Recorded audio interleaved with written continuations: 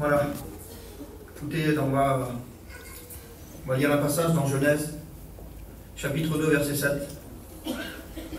C'est marqué comme ça: l'Éternel Dieu forma l'homme de la poussière de la terre. Et là, il y a une pensée qui est venue dans mon cœur quand j'ai lu ce texte-là. Notre cœur, il était parfait.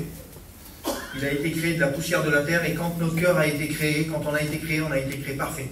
Notre cœur était prêt, et il y avait une bonne terre pour recevoir ce que Dieu voulait nous donner. Il n'y avait pas d'imperfection. Mais les soucis de la vie, les problèmes, notre cœur, il est devenu insensible. Il est devenu dur à recevoir quelque chose de Dieu. Mais ça, c'est le monde où on vit aujourd'hui, ça.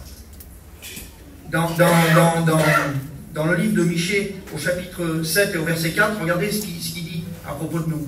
Le meilleur d'entre eux est comme une ronce, le plus droit, c'est-à-dire le plus droit à nos yeux à nous, pire qu'un buisson d'épines. Comment faire avec un cœur comme ça pour recevoir quelque chose? C'est incroyable. Écoutez, on va écouter dans l'évangile de Matthieu au chapitre 13. On va écouter parler Jésus. J'adore écouter parler Jésus. Donc au chapitre 13 au verset 1, la parole de Dieu dit cela. Ce même jour, Jésus sortit de la maison et s'assit au bord de la mer. Une grande foule s'étant assemblée auprès de lui, il monta dans une barque et il s'assit. Toute la foule se tenait sur le rivage. Il leur parla en parabole sur beaucoup de choses. Et il dit: un semeur sortit pour semer. Comme il semait, une partie de la semence tomba le long du chemin. Les oiseaux vinrent et la mangèrent. Une autre partie tomba dans les endroits pierreux, où elle n'avait pas beaucoup de terre. Elle leva aussitôt parce qu'elle ne trouva pas un sol profond. Mais quand le soleil parut, elle fut brûlée et sécha, faute de racines. Une autre partie tomba parmi les épines montèrent et l'étouffèrent. Une autre partie tomba dans la bonne terre, elle donna du fruit. Un grain 100, un autre 60 et un autre 30. Que celui qui a des oreilles pour entendre, entende. Amen. Écoutez, quand on lit ce texte-là, on peut se poser des questions parce que la parole, elle est brute, elle a annoncé, comme ça, le Seigneur, il parle à des gens, il parle à des personnes qui sont là, ils viennent d'écouter ce qu'on vient d'écouter là. Et il leur dit, si vous avez des oreilles, entendez. D'abord, on peut se poser des questions. Les disciples, au verset 10, les disciples s'approchèrent et lui dirent: pourquoi leur parles-tu en parabole? Ils se posent des questions aussi, les disciples. Quand je vous ai parlé de notre cœur tout à l'heure, écoutez, moi, Dieu m'a fait voir comme ça. C'est tout simple ce que je vais vous dire. On pourrait se croire bon. Peut-être que toi, tu es là ce soir et tu te crois bon. Alors, je vais te donner une image que le Seigneur m'a fait comprendre. Vous savez, des fois, on monte dans l'église, là, et il y a un petit monsieur qui est assis devant, là.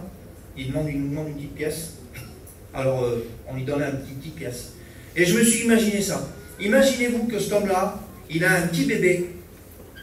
Hein, et il marque sur une petite pancarte, voilà. Il faudrait donner une petite pièce, là, ou un petit billet de 10 €, parce que sinon, il ne passerait pas la semaine, le petit bébé, là. Qu'est-ce qu'on ferait tous? Je pense qu'on les donne. On va donner 20 même. L'autre, il ne va pas avoir le temps d'arriver, je vais donner 10 pour lui. On est bon pour l'instant. Si sur le panneau, il y aurait marqué 100 €, est-ce qu'on donnerait tous 100 €? On ne l'a jamais vu, le petit. Et si ça serait marqué 1000 €, est-ce qu'on donnerait les 1000 € pour sauver le petit là? Pourtant, c'est le même bébé que les 10 €, hein. C'est le même. Et si le Seigneur, sur le papier, s'il faudrait que je donne moi, par exemple, je me mets à moi, il faudrait que je donne le petit bout de terrain que j'ai, et mon camping, et tout. Et il faudrait que je me retrouve à la rue avec lui pour sauver le petit. Je ne sais pas, je ne crois pas que je le ferai. Alors on voit vite la mesure de l'état de notre cœur et de la mesure de notre bonté. Là, le Seigneur m'a fait voir comme ça. Vous voyez, on est bon jusqu'à un certain niveau, mais ça s'arrête très très vite. Parce que je suis monté jusqu'au terrain, mais je pense qu'à 1000 €, ça s'arrête très très vite.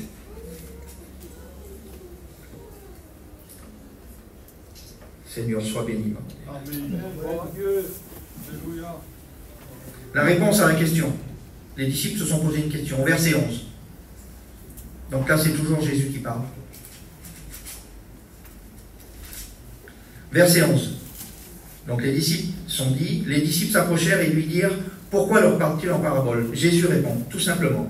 Jésus leur répondit: parce qu'il vous a été donné de connaître les mystères du royaume des cieux, et que cela ne leur a pas été donné. Au verset 13, c'est pourquoi je leur parle en parabole, parce qu'en voyant, ils ne voient point, et qu'en entendant, ils n'entendent ni ne comprennent. Car le cœur de ce peuple est devenu insensible. Ils ont endurci leurs oreilles, et ils ont fermé leurs yeux, de peur qu'ils ne voient de leurs yeux, et qu'ils n'entendent de leurs oreilles, qu'ils ne comprennent de leur cœur, et qu'ils ne se convertissent. Comment on va faire? Comment on peut faire pour se convertir? Il faut entendre, mais le cœur il est endurci.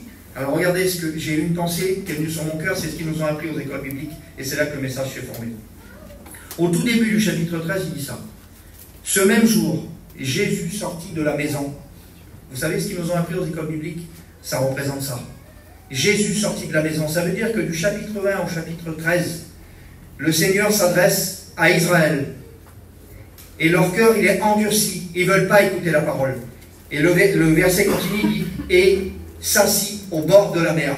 Et la mer, c'est nous. Et là, il se tourne vers nous, Seigneur. Et là, c'est totalement différent. Là, c'est maintenant, c'est nous ce soir-là. C'est plus le cœur endurci, c'est, écoutez, c'est nous ce soir. Verset 16. Mais heureux sont vos yeux, parce qu'ils voient, et vos oreilles, parce qu'elles entendent. Vous donc, écoutez ce que signifie la parabole du semeur. Lorsqu'un homme écoute la parole du royaume et ne la comprend pas, le malin vient et enlève ce qui a été semé dans son cœur. Cet homme est celui qui a reçu la semence le long du chemin. Celui qui a reçu la semence dans les endroits pierreux, c'est celui qui entend la parole et la reçoit aussitôt avec joie. Mais il n'a pas de racine en lui-même. Il croit pour un temps, et dès que survint une tribulation ou une persécution à cause de la parole, il y trouve une occasion de chute. Celui qui a reçu la semence parmi les épines, c'est celui qui entend la parole, mais en qui les soucis du siècle et la séduction des richesses étouffent cette parole et la rendent infructueuse. Et au verset 23, écoutez bien. Celui qui a reçu la semence dans la bonne terre, c'est celui qui entend la parole et la comprend. Il porte du fruit, et un grain en donne 100, un autre 60, et un autre 30. Je ne sais pas ce que vous avez retenu de ces textes. Donc il faut tout simplement entendre et comprendre. Qu'est-ce qui va se passer si tu entends et que tu comprends? Ben, si tu entends et que tu comprends, et que tu vas porter du fruit. C'est tout simple. Mais entendre quoi? Il faut que tu arrives à comprendre que nous, on n'est pas comme Jésus. Il y a un gros écart avec lui. Pourquoi? Parce que si tu arrives à comprendre que tout à l'heure, on n'aurait pas pu donner ses sous pour sauver ce petit bébé, lui, c'est pas pareil. Parce que dans l'évangile de Jean, chapitre 3 et au verset 16, c'est pas des sous qu'il a donné. Il a donné son Fils unique, afin que quiconque croit en lui, c'est-à-dire toi ce soir, qu'il ne périsse point, mais qu'il ait la vie éternelle. Est-ce que tu vois le fossé qu'il y a entre nous et Dieu maintenant? Tu vois la différence? Et c'est ça qu'il faut que tu comprennes. Et là, si ça percute ton cœur ce soir, tu as des oreilles comme moi, tu entends ce que la parole de Dieu te dit. Et si tu entends cette parole ce soir, tu vas te mettre à porter du fruit. Mais c'est quoi se porter du fruit? Il faut que j'entende, je comprends porter du fruit. Porter du fruit, écoute, tu n'auras pas besoin de le proclamer. Les serviteurs, ils vont reconnaître, ils vont voir. Ils vont voir parce que quand tu vas être touché par la parole, tu vas vouloir réparer tout ce que tu as cassé dans ta vie. Tu vas vouloir... les serviteurs, ils vont venir vers toi, ils ne vont pas te dire, il faut que tu ailles reparler à cette personne, c'est toi qui vas venir. Tu vas dire, celui-là, là-bas, je ne lui parle pas, mais je l'aime maintenant. Il va falloir que j'aille lui parler. C'est ça, porter du fruit. Et si tu laisses faire Jésus ce soir, dans cette soirée, et que si tu écoutes et que tu entends la parole, et que tu comprends ce que la parole vient de te dire, tu vas porter du fruit. C'est ce que je voulais vous partager. Dieu soit béni. Seigneur, à toi la gloire. Merci pour ta grâce.